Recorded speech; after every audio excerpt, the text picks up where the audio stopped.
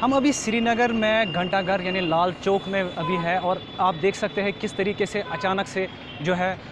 Security और हिफाजती अमला है उन्होंने जो है कॉर्डन एंड सर्च ऑपरेशन शुरू कर दिया है। अभी आप देख सकते हैं किस तरीके से यहाँ पे इस ऑपरेशन में जो है जम्मू कश्मीर पुलिस के साथ साथ जो है फ़ौजी एहलकार भी शामिल है। और यहाँ पे हम आपको बताना चाहेंगे कि बिल्कुल इन्होंने जो है यहाँ से ट्रैफिक को डाइवर्ट करके जो है दूसरी सड़क से जाने की जो है इजाज़त दी है। वहीं पे अगर हम यहाँ की बात करें तो यहाँ इस लाल चौक से बिल्कुल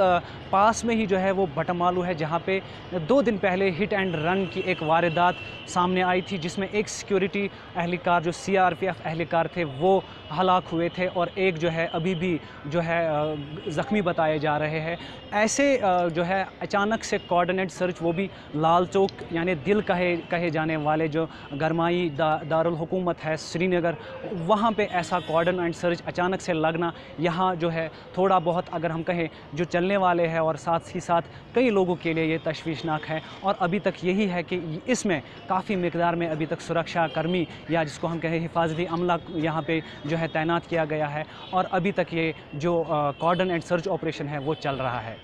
महराज अहमद, ईटीवी भारत, श्रीनगर।